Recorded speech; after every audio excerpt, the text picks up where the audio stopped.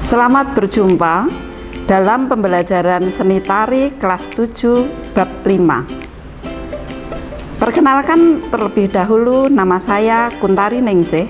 Saya mengajar di SMP 4 Ungaran, Kabupaten Semarang. Hari ini kita akan mulai pembelajaran seni budaya cabang seni tari. Kompetensi dasar yang akan kita pelajari pada hari ini yaitu kompetensi dasar 3.1, memahami gerak tari berdasarkan unsur, ruang, waktu, dan tenaga. Kompetensi dasar 4.1, melakukan gerak tari berdasarkan unsur, ruang, waktu, dan tenaga. Adapun tujuan pembelajaran yang akan kita pelajari hari ini, yang pertama, menjelaskan pengertian seni tari. Yang kedua, menjelaskan elemen gerak tari. Yang ketiga, memeragakan gerak tari berdasarkan ruang, waktu, dan tenaga. Sebelum kita mulai pembelajaran pada pagi hari ini, anak-anak kita persiapkan terlebih dahulu bahan alat tulis yang akan kalian pakai untuk belajar pada pagi hari ini. Pada kesempatan kali ini, saya akan menjelaskan tentang pengertian seni tari.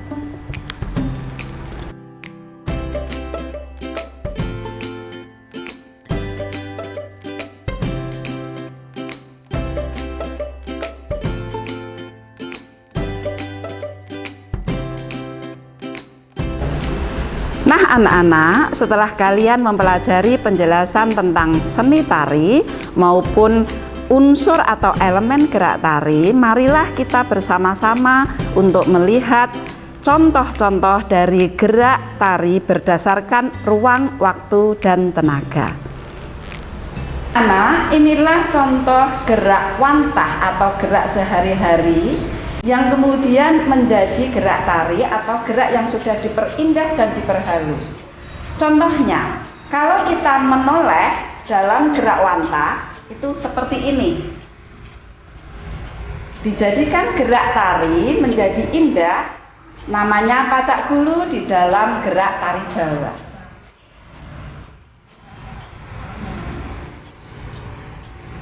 Ya, misalnya lagi apabila kita dalam gerak sehari-hari mendengarkan orang yang membisikkan sesuatu kepada kita, kita akan melakukan gerak seperti ini. Tetapi apabila gerak tersebut dijadikan suatu gerak tari yang sudah diperindah, akan menjadi seperti ini. Ini dan gerak maknawi. Sudah dijelaskan di depan bahwa gerak murni adalah gerak yang hanya dinikmati keindahannya saja. Contoh,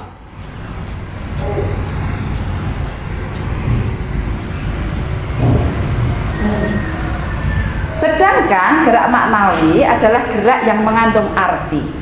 Contoh, kalau kita melihat karena silau, kita akan menutup mata kita agar terhalang dari cahaya. Misalnya, gerak seperti ini. Di dalam tari Jawa namanya ulap-ulap.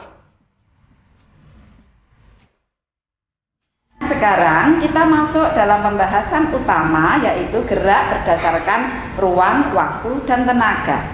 Gerak berdasarkan ruang dibedakan menjadi dua, yaitu ruang sempit. Artinya gerakan kita hanya membutuhkan sedikit ruangan. Misalnya saya berdiri di tempat dan melakukan gerak sembahan, kemudian melakukan gerak ngerayun. Dan yang kedua adalah gerak yang memiliki ruang umum, yaitu gerak yang membutuhkan ruangan luas atau lebar atau berpindah tempat. Contoh gerak dengan ruangan lebar.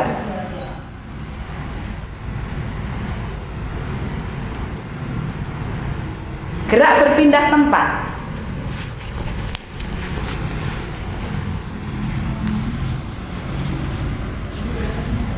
Masih pada gerak berdasarkan ruang, Kita juga membutuhkan ruang yang luas dengan level tinggi, level sedang maupun level rendah.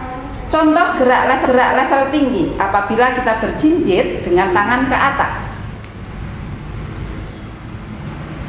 Contoh gerak level sedang apabila kita berdiri rata-rata. Contoh gerak level rendah apabila posisi kita ada di bawah garis rata-rata. Misalnya kita jengkeng. Kita duduk. Sekarang kita menginjak pada elemen gerak yang kedua, yaitu waktu. Pada elemen gerak waktu, kita akan memperagakan gerak lambat dan gerak cepat. Misalnya gerak lambat adalah tumpang tali.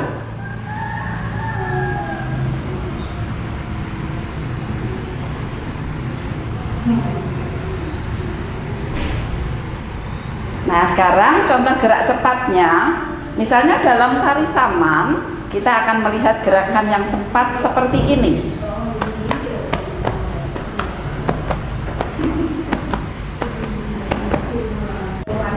Unsur dasar atau elemen gerak yang ketiga adalah tenaga. Lihatlah contoh dengan gerak menggunakan tenaga besar berikut ini.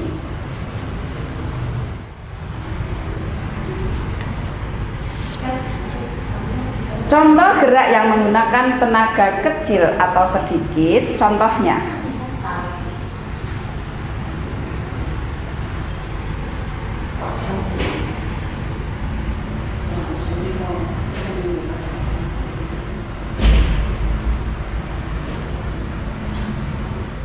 Kita akan mencoba merangkai gerak berdasarkan ruang, waktu, dan tenaga. Contohnya, gerak dengan ruang sempit atau ruang pribadi, waktu lambat, dan tenaga kecil.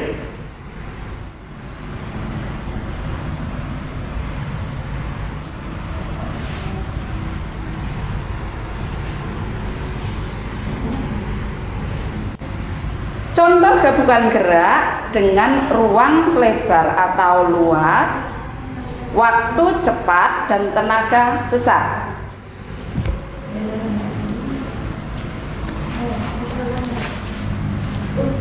Nah, anak-anak, kita sudah selesai belajar tentang ruang, waktu, dan tenaga pada gerak tari. Hari ini kita sudah mendapatkan banyak pengetahuan tentang gerak. Gerak tersebut bisa kita pergunakan dan sebenarnya sudah kalian pakai dalam kehidupan sehari-hari. Misalnya, kalau kalian naik angkot dan penumpangnya berdesak-desakan, tidak mungkin kalian menggunakan gerak dengan ruang umum. Tetapi sebaliknya, kalian pasti menggunakan gerak dengan ruang pribadi. Nah, banyak sekali yang kita pelajari pada hari ini. Selanjutnya, silakan kalian untuk mencari ragam gerak yang bisa dikategorikan dalam elemen ruang, waktu, dan tenaga untuk kita praktekkan pada pertemuan yang akan datang. Untuk itu, kalian bisa melihat dari internet atau dari buku-buku lain. Terima kasih anak-anak, pembelajaran pada hari ini kita sudah akhiri. Dan mohon tetap menjaga kesehatan kalian. Selamat pagi, sukses selalu.